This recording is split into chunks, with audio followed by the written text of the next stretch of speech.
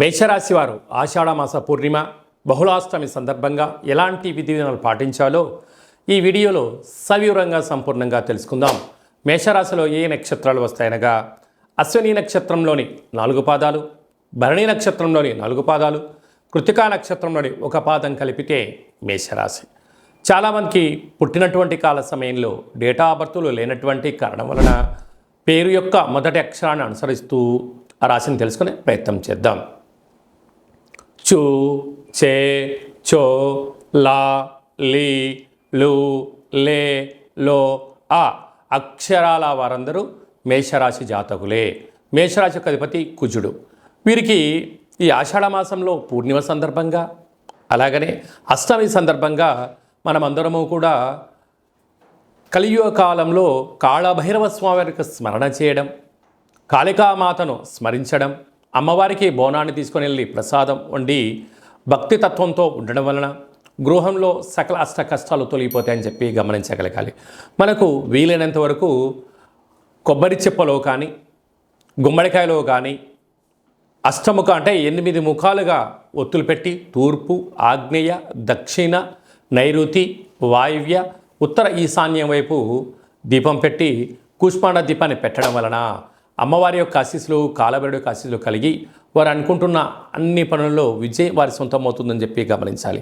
అలాగనే ఇంట్లో ఆగ్నేయ మూలలో కానీ నైరుతి మూలలో కానీ ఒక గాజు గ్లాసులో దోసెడు ఉప్పును పోసి ఉంచి రాత్రిపూట నీళ్ళలో కలిపి బయట పోసేసేయండి.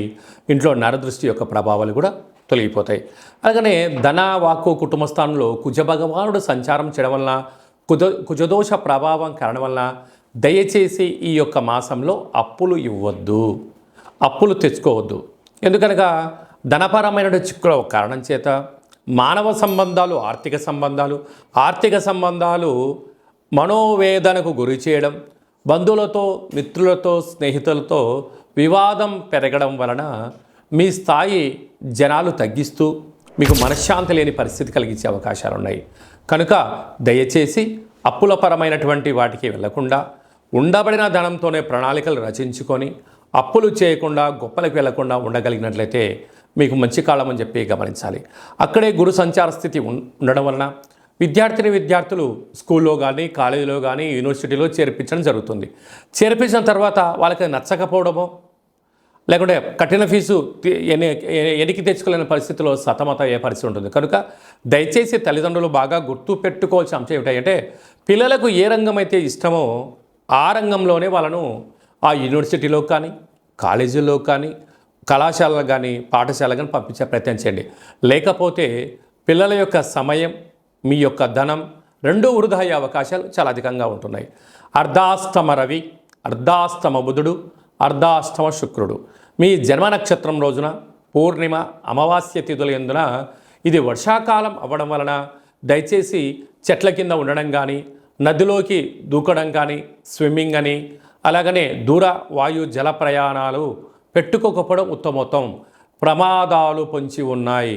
కారణం చేత బుధాదిత్య రాజయోగం ఉండడం వలన ప్రభుత్వ ఉద్యోగం ప్రయత్నం చేసేవారికి మంచి కాలమని, ఉద్యోగ ప్రయత్నం చేసేవారికి ప్రమోషన్ వచ్చే అవకాశాలు చాలా అధికంగా ఉన్నాయి.